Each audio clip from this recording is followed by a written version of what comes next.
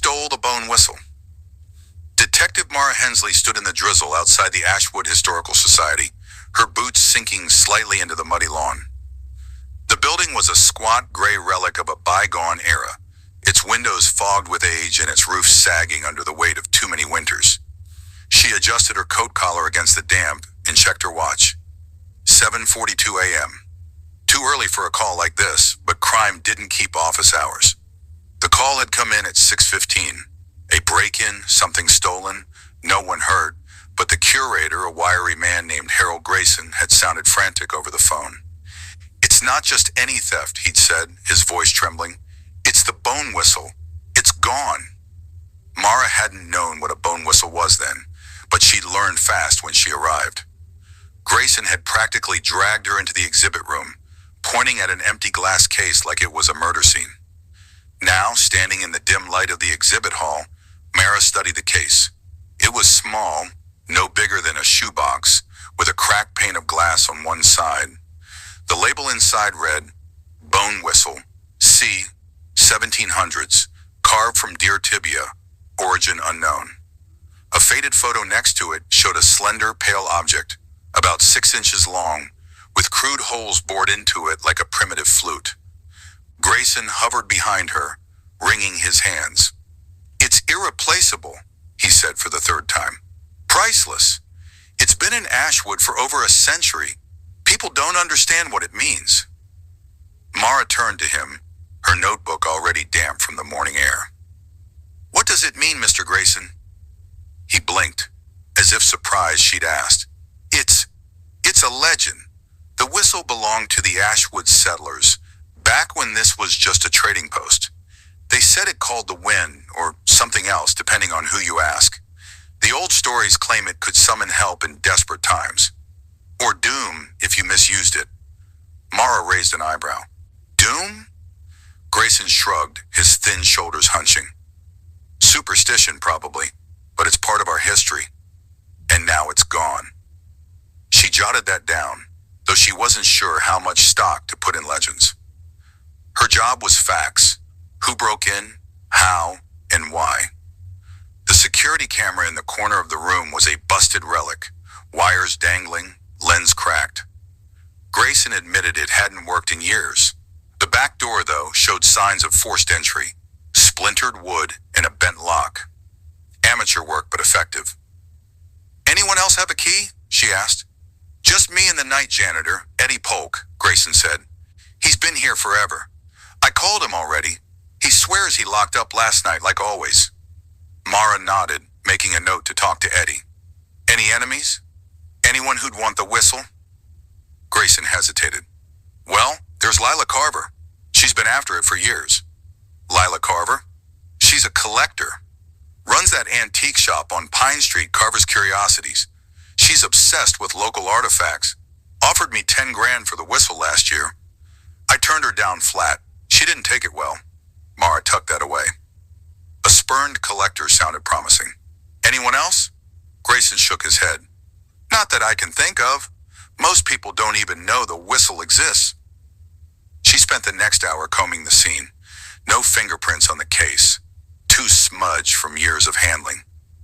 A muddy footprint near the back door, size 10 or 11. But the rain had blurred it into a useless smear.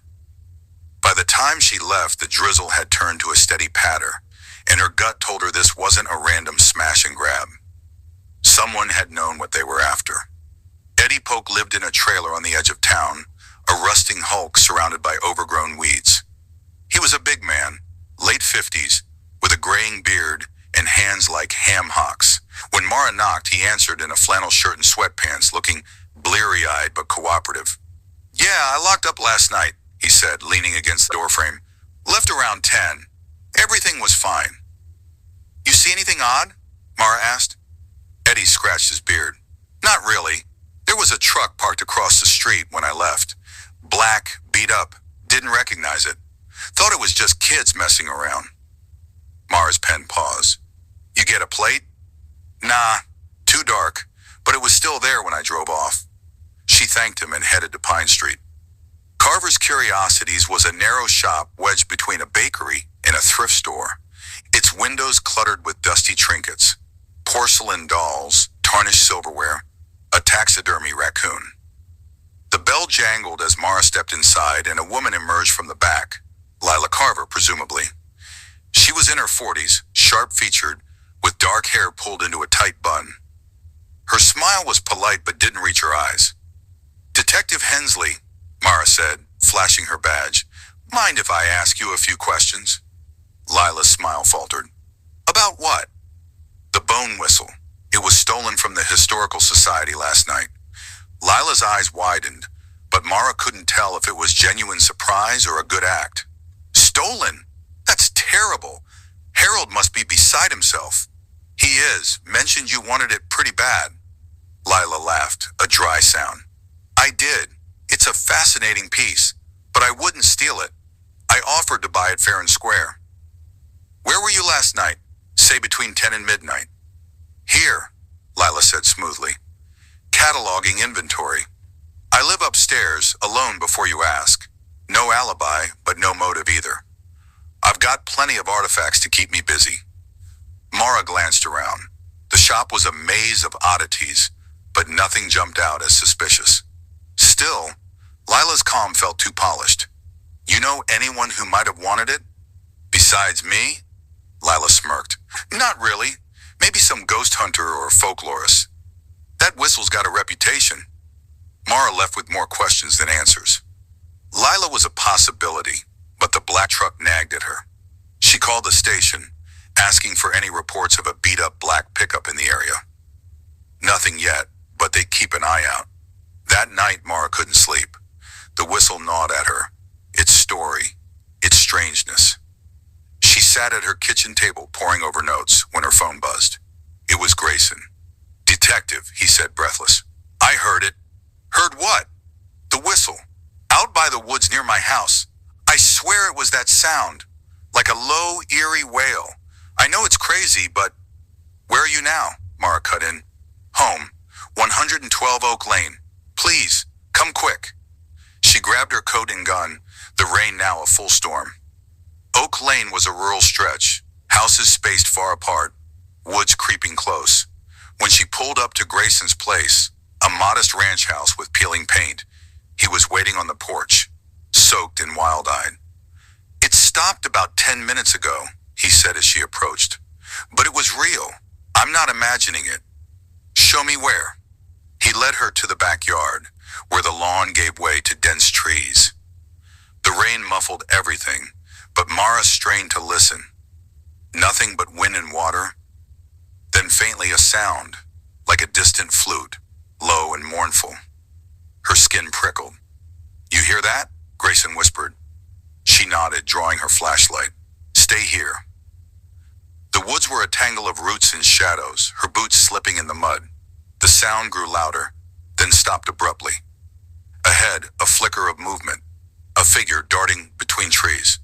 "Police!" she shouted, breaking into a run.